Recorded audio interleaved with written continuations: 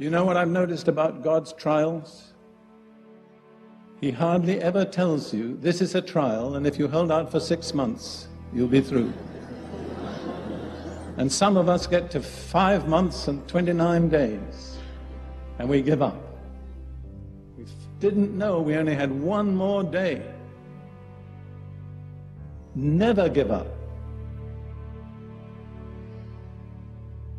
There's no precedent in the Bible for giving up. God determines how long the test will last, not we.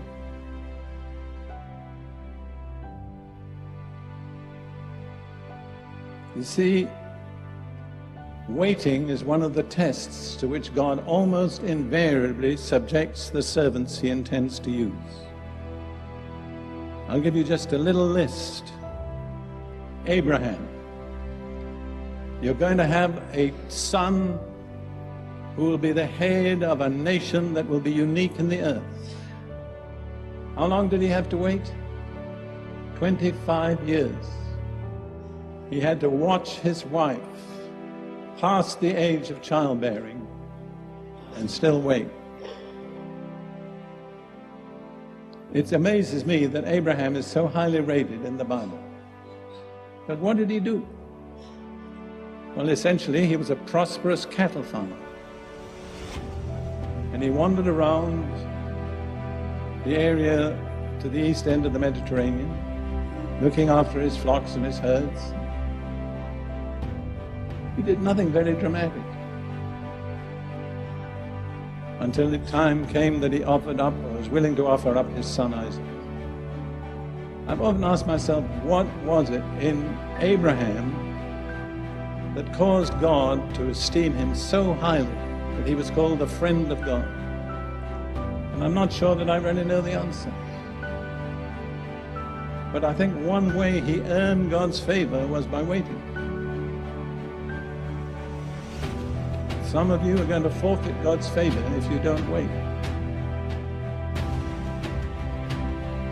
And then there was Joseph. I love the passage in Psalm 105 that speaks about Joseph. I think I can identify with this to some extent from my own experience. Psalm 105 verse 17 and following. God sent a man before them, Joseph, who was sold as a slave.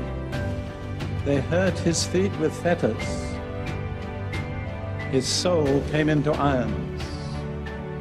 Somebody said the iron came into his soul. Until the time that his word came to pass, the word of the Lord tested him.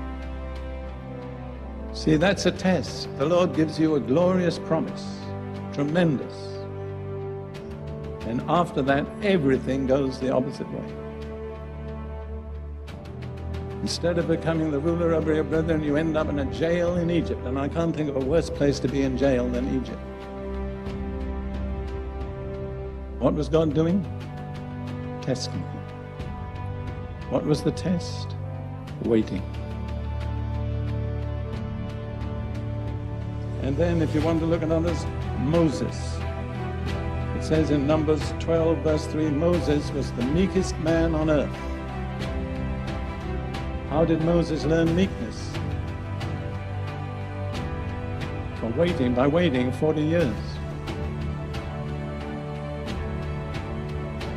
Somebody asked another preacher friend of mine, why did God keep Moses waiting 40 years? And the answer was, because he couldn't do it in 39. God will not finish until the test is complete. When Moses first thought he could deliver Israel out of Egypt, he was a very arrogant young man. 40 years later, he was the meekest man on earth. And no one except Jesus has ever exercised such authority as Moses exercised. So if you want to have authority, you know what you need to cultivate? Meekness. God cannot trust his authority to the arrogant, the proud, the self-assertive.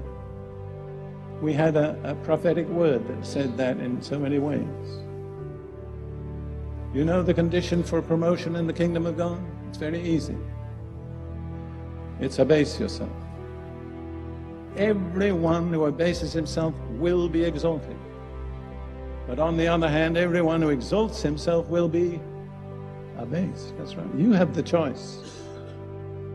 That's an unalterable law that governs the universe. People talk about breaking God's laws. That's not true. We don't break God's laws break us if we break them. And then let's think just about David for a moment. Another young man who was given tremendous promises of God. And he spent the next, I don't know how many years, I think probably about 15 years, living, as he said himself, like a dead dog or a partridge on the mountains, running away from the man whom he was to succeed as king. Why does God permit that? In fact, why does God ordain that? What is he looking for? In one word. I didn't hear you. Endurance, that's right. You cannot bypass endurance. You know whom I'm speaking to at the moment?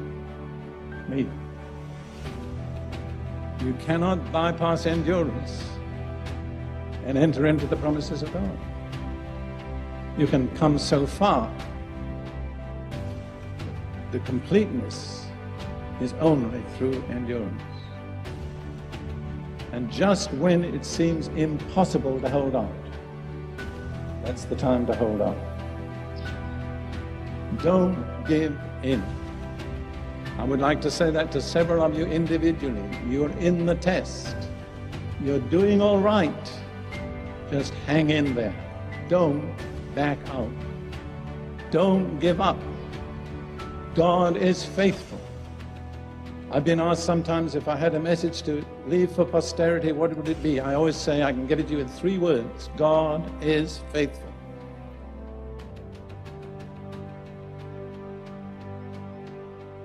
I'll tell you another thing about waiting. It causes us to realize more and more our dependence on God. I can't do anything.